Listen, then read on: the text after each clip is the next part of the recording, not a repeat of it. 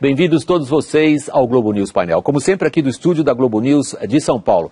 Tema desta semana é o que vai acontecer na próxima semana, é a vinda do Papa Francisco ao Brasil. Não é uma viagem papal qualquer, asseguro a vocês. É um assunto de muita perspectiva. Vale a pena dar uma espiada o que o Papa Francisco fez e o que ele pretende fazer numa visita ao Brasil num tempo tão interessante como esse que nós estamos vivendo. São 3 os nossos participantes, como sempre, também aqui no estúdio. Eu vou começar a apresentação dos nossos convidados por Roberto Romano, que é professor de Ética e Filosofia da Unicamp. Roberto é autor do livro Igreja contra Estado. Está conosco também o historiador José Oscar Beoso. Ele é diretor do Centro Ecumênico de Serviços à Evangelização e Educação Popular, o CESEP. O terceiro participante é Afonso Soares, é cientista da religião da PUC de São Paulo. Eu aproveito aqui para mandar a minha saudação especial a você, o ouvinte da CBN, que nos acompanha todo sábado à noite. Roberto, para os políticos costuma-se dizer que os políticos têm um período de graça. Graça aí no caso de tolerância, de 100 dias. O Papa Francisco completou 100 dias, não é um político. 100 dias é suficiente para a gente ter uma ideia do que o sumo pontífice quer do papado? Nós podemos ter alguns sinais muito importantes, né? Em relação ao governo da igreja, em relação à missão da igreja, em relação à posição diante da pobreza, que é um elemento constante nas falas dele, e, sobretudo, aquilo que está sendo esboçado, a quem acompanha mais de perto, o seu plano de mudança diplomática da igreja em relação a vários países e, sobretudo, em questão da guerra. Eu acho que esse é um ponto que chama muita atenção. Eu acho que ele promete muito nesses 100 dias. A gente vai voltar aos pontos específicos. Eu só queria ter a oportunidade de colocar o Beoso e depois o Afonso diante da mesma questão, Beoso. 100 dias são suficientes para a gente identificar rumos nesse papado? Alguns pontos acho que ficaram claros desde o início.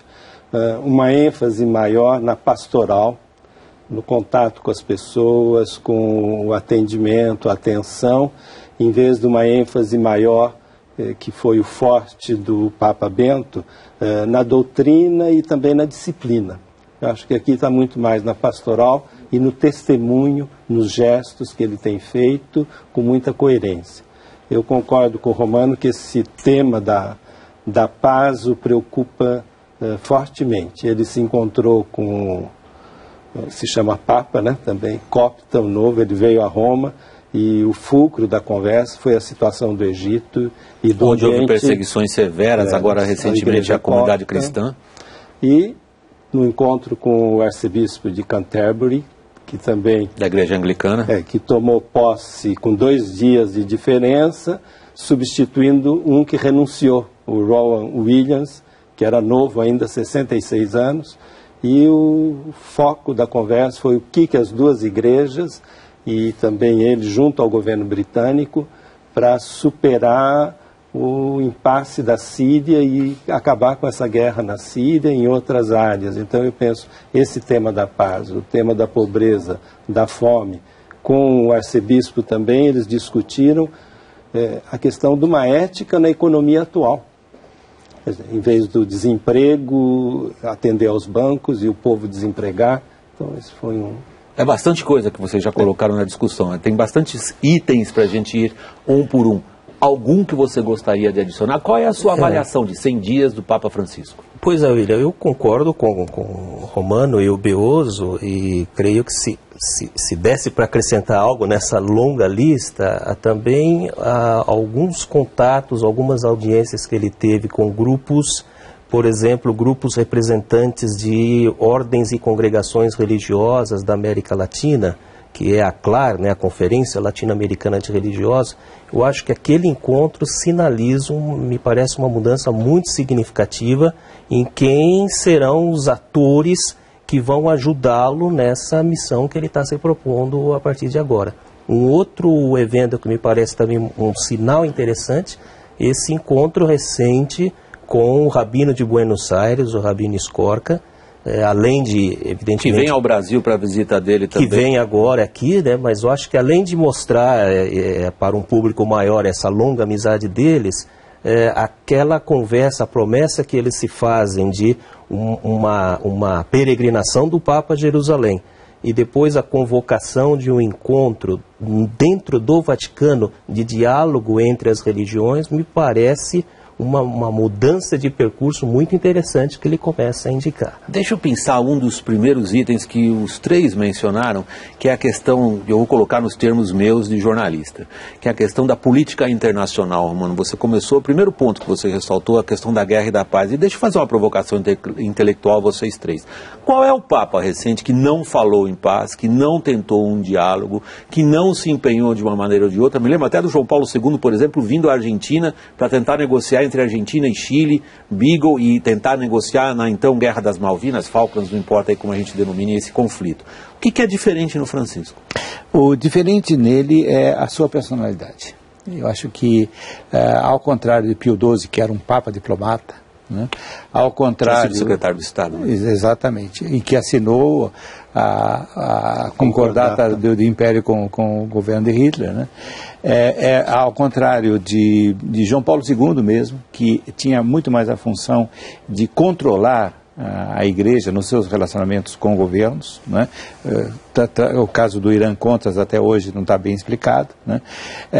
Você está se referindo a um episódio famoso dos anos 80. Exatamente. No qual os Estados Unidos usaram um canal clandestino para tirar armas do Irã e fornecê-las aos chamados contra-revolucionários na América Central. E é muito bem analisado e exposto pelo Marco Politi e pelo Berstino, Sua Santidade. O Marco Politi é um autor italiano famoso como biógrafo do João Paulo II, inclusive. Exatamente. Então, o que acontece é que ele retoma uma tradição que nós podemos talvez encontrar em Leão XIII, encontrar em João XXIII, né? E muito brevemente, em um mês, em João Paulo I. Né? Ele tem... Que foi o Papa de um mês. De um mês. Ele tem 33 dias. Ele tem uma capacidade de ser alegre que fornece confiança. Esse é um ponto fundamental.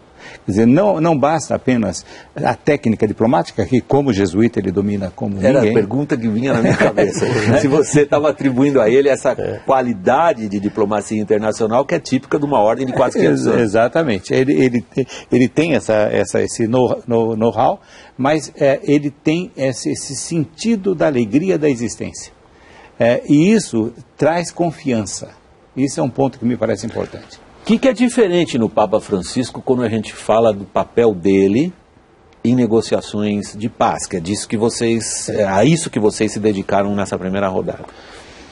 Eu penso assim, eu pego um episódio, ele foi à ilha de Lampedusa, que é a mais próxima do continente africano, e onde chegam milhares de imigrantes ilegais, como se diz, e onde se homenageia os 30 mil que se estima que tenham morrido tentando essa travessia. Então ele vai num lugar desse e tem uma palavra de interpelação para a Europa toda, também para a igreja e as igrejas, dizendo o que nós estamos fazendo diante dessa tragédia,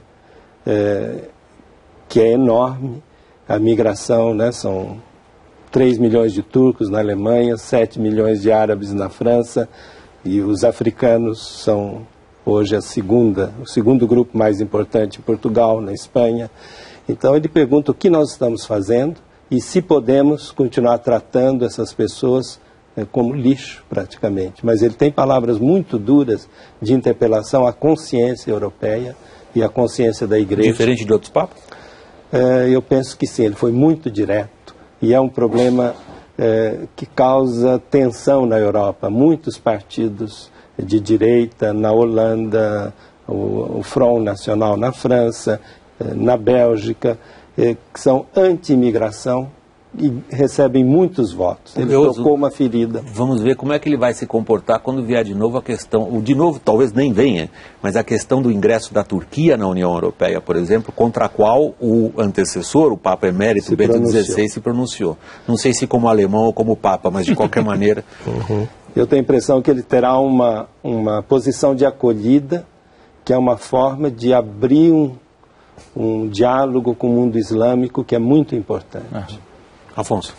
Eu sintetizaria o que nós estamos falando desse lado internacional. Isso. O que os colegas disseram, talvez para mim uma palavra forte é credibilidade. Você perguntava o que teria de diferente em relação aos outros. É uma provocação a você. Né? Sim, eu digo, é uma diferente credibilidade, porque um Papa, ao falar de paz, ao se pronunciar a favor da paz, que você sabe que viveu na periferia de Buenos Aires, que renunciou ao Palácio Episcopal, que fazia sua própria comida num apartamento modesto, lavava sua própria roupa, andava de metrô, era amigo de rabinos, amigo de muçulmanos. Quer dizer, uma personalidade dessa, quando chega ao posto que chega e fala de paz, ele tem uma história que o acompanha. E eu acho também importante que não é um mero modismo ele escolher o nome Francisco. É um nome programático, que logo se percebe do que ele está falando, né? Francisco é um símbolo de paz. Francisco é um missionário que sai sem armas e vai ao encontro do sultão no Egito dizer que cruzada tem que ser feita de um outro jeito, né? E que pede para o Papa, consegue uma autorização para que as indulgências plenárias fossem dadas não só aos cruzados, mas para quem ficasse orando pela paz nas igrejas, e ele consegue essa autorização. Então, acho que esses elementos dão uma credibilidade diferente quando uma autoridade dessas vai discursar no cenário internacional e falar de paz. Vocês três projetam a figura do Papa. Eu ouço assim com muito fascínio como que vocês descrevem um homem que ao mesmo tempo é um chefe de Estado, mas é o responsável pela condução de uma instituição que vive de ideias. E que me parece fascinante como vocês incluem esse elemento pessoal de indivíduo na análise que vocês fazem. Agora, eu queria ver a opinião de vocês a respeito daquilo que parece ter sido essencial na compreensão do gesto de renúncia do antecessor.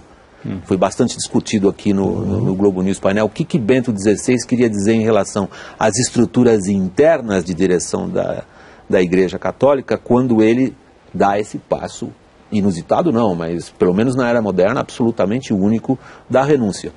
Um homem como Francisco consegue enfrentar o que Bento XVI evidentemente não conseguiu? A Cúria? Não sei se ele consegue. Os desafios são muito grandes, né? Pelo menos ele tem a característica pessoal, ele tem mostrado isso, e ele tem uma percepção do pastoreio que não é originariamente doutrinária. Então, ele mostra que ele tem um sentido da cura de almas, que é fundamental no catolicismo, né, de trato face a face. E isso é o que eu digo que traz a credibilidade, né? Quer dizer, se você tem uma noção de que você está falando com um doutor, e no caso de Bento XVI era evidente, né? Você tem respeito, você acha que é algo que pode ajudar a sua vida, ouvi-lo, mas você não tem a confiança, você não tem aquela doação, aquilo que o sociólogo Max Weber define como carisma, né? No caso de Bento XVI, o carisma era da igreja, e todos nós sabemos que o carisma é da igreja. Mas no caso de João XXIII, no caso de Francisco, o carisma também é dele. E o carisma é suficiente para enfrentar uma instituição burocrática como a Cúria? Não. Ele dá um rumo, uma direção, um toque, mas tem que ter ações. Eu penso que uma muito importante, o Afonso falou dos religiosos, né? Na igreja isso são milhares de congregações e algumas têm um peso muito grande. Ele escolheu para secretário da Congregação dos Religiosos o geral dos franciscanos, que é um homem, assim, inovador, que muito acatado entre os franciscanos, e ele pegou a ordem junto com os jesuítas e os salesianos, as três grandes ordens da igreja. Ele tirou o geral, fez bispo e fez arcebispo e colocou como secretário, que é a pessoa-chave na Congregação dos Religiosos. Eu acho que ele está compondo um xadrez de apoios para poder fazer alguma coisa. Ele está compondo um xadrez ou ele está compondo aquele célebre jogo chinês? Que ele é mais complicado. Que consiste não de matar o rei, mas de bloquear os movimentos do adversário, de maneira estratégica tal que os espaços sejam reduzidos. Não sei. Como jesuíta, ele deve conhecer bem esse jogo. Os jesuítas têm uma atuação enorme na China. Mas buscar um franciscano foi interessante, porque ele ganha um apoio numa ordem extremamente importante na igreja. Eu diria que ele já tem dito em algumas oportunidades, olha, eu não entendo nada de administração, sozinho eu não vou resolver o que há para fazer, eu preciso de assessoria, eu preciso que vocês me ajudem. E eu acho que a convocatória está muito clara. No caso dos religiosos, isso se insiste muito nisso. Ele já sinalizou, por exemplo, uma devolução às igrejas locais do poder que foi retirado, se poderia dizer até usurpado delas ao longo das últimas décadas. Então, nós vemos um extremo centralismo no Vaticano, decisões que poderiam ser tomadas localmente. As conferências de bispos locais perderam praticamente quase todo o poder, elas apenas repetem o que vem do governo central. Então acho que isso é uma onda, né? Porque não é que ele precise fazer tudo, mas se ele diz, vamos respeitar o que as igrejas locais estão dizendo, eu quero ouvir o que elas têm como problemas e que soluções elas já estão encontrando nos diversos países para esses problemas locais, eu acho que isso já é quase uma revolução, né? Eu acho que o Afonso tem muito razão. Ele se encontrou com a Conferência Episcopal Italiana, que é a que menos poder tem, porque o Papa é o presidente. E ele diz, em todas as questões da cultura, da política, nas questões pastorais, vocês tomem as decisões. E eu acho muito interessante que tenha as conferências regionais, porque a Itália é muito rica, diversificada, e que vocês intensifiquem essa resposta às questões locais. E essa é a tarefa de vocês. Repetiu 2 vezes isso, como que dizendo, não cabe à Cúria Romana, não cabe a mim, não esperem de mim, que na situação italiana vocês assumam as suas responsabilidades. No encontro que ele teve com esses representantes de religiosos da América Latina, primeiro o quadro já era muito simbólico, né? Eles em roda e o trono papal vazio atrás, né? E ali conversando com eles, a certa altura ele diz, olha, arregassem as mangas, voltem para as suas comunidades, vão para a fronteira, nos locais mais difíceis, mais ermos, trabalhem, arregassem as mangas. De vez em quando chegarão algumas cartinhas do Vaticano, fazendo algumas perguntas incômodas, né? Não se preocupem, respondam e voltem a trabalhar. Agora, é claro que vocês vão cometer erros ali, né? Quem está trabalhando no dia a dia, as experiências são lá, é claro que vocês vão errar. Mas não ligue não, porque eu prefiro que vocês errem, né? Mas façam, e façam alguma coisa, do que ficar lá no gabinete, não cometer erro nenhum, mas também não fazer nada, né? Quando eu vi isso, eu fiquei, mas quando eu imaginaria de ouvir um Papa dando esse tipo de conselho? Nós jornalistas temos essa mania muito criticada por nós mesmos, de transformar coisas complexas em chavões. E um dos chavões que nós, jornalistas, temos usado nesse contexto ao qual agora vocês acabaram de se referir, é a famosa, o antagonismo entre centralização e descentralização da igreja. Foi um dos aspectos mais discutidos agora, pouco antes da eleição do Papa Francisco. É possível, e essa foi uma das questões colocadas, Roberto Romano, a um Papa descentralizar a igreja sem perder a sua função? Isso que eu estava justamente pensando enquanto eu ouvia o Afonso e o Beoso. Veja, você tem, se existe burocracia estabelecida, racional e tradicional e que se transformou numa ética, é a burocracia católica, né? O Weber a coloca como modelo de todas as demais, né? Quer dizer, o prototipo, né? Então, isso forma um automatismo. E eu me lembro bem que, no caso do Concílio Vaticano II, sobretudo na questão judaica, na questão da discussão da questão judaica, se não houvesse uma determinação fortíssima de João XXIII, evidentemente não teria saído. Então, aí você tem que dosar as duas coisas, né? Esse movimento automático das burocracias, né? E a necessária presença de uma pessoa que decide, né? E que assume as responsabilidades. Eu não gosto muito do Carl Schmitt, é um autor jurista católico extremamente problemático, porque inclusive esteve trabalhando com o regime de Hitler, mas ele tem um trabalho chamado Catolicismo Político, né, que ele mostra esse peso na estrutura da igreja do movimento organizado e da decisão. Né, quer dizer, a igreja é impensável sem alguém que decida, né, ele é um modelo de decisão. Então, nesse caso, eu acho que vai ser, todos esses símbolos, né, o trono afastado, etc., não são sinal de ausência de poder. São sinais de que eu posso tentar e estou tentando mudar essa relação de poder. Então, isso eu acho que é muito importante. Um novo exercício de poder. Exatamente. Eu concordo plenamente. A que serve o poder do papado, a que serve o poder do clero na Igreja Católica? Eu acho que há uma tensão aí, mesmo no período mais forte da teologia da libertação, não havia uma luta. A teologia da libertação nunca foi uma posição contra o poder, contra o papado, era o contrário. Mas fez quase com que a ordem dos jesuítas fosse suspensa de novo por João Paulo II. Que grande ironia. Agora o jesuíta que canonizará o Papa que quase proibiu a ordem da qual ele vem, Beoso.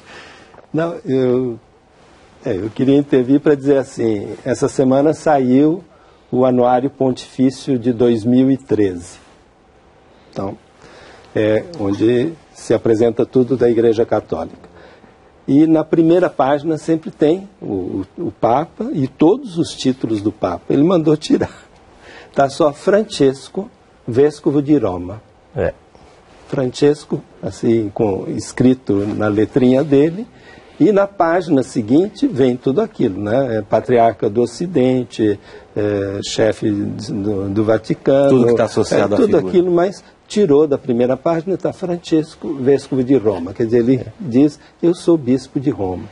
E eu abri agora, recebi o missal que vai ser usado aqui em todas as celebrações, são 200 e tantas páginas, e na abertura só tem Francesco, escrito à mão. Eu teria alguma dúvida em relação a isso. É rápido, porque eu estou chegando ao final do primeiro bloco. A gente volta logo a essas questões de estilo pessoal. E aí eu vou pedir a vocês, na segunda parte do programa, que a gente olhe para frente. Que esse homem eu estou falando aqui num sentido mais positivo, que essa figura traz para o Brasil na semana que vem. O nosso intervalo dura só um instantinho. Fiquem conosco. Até já.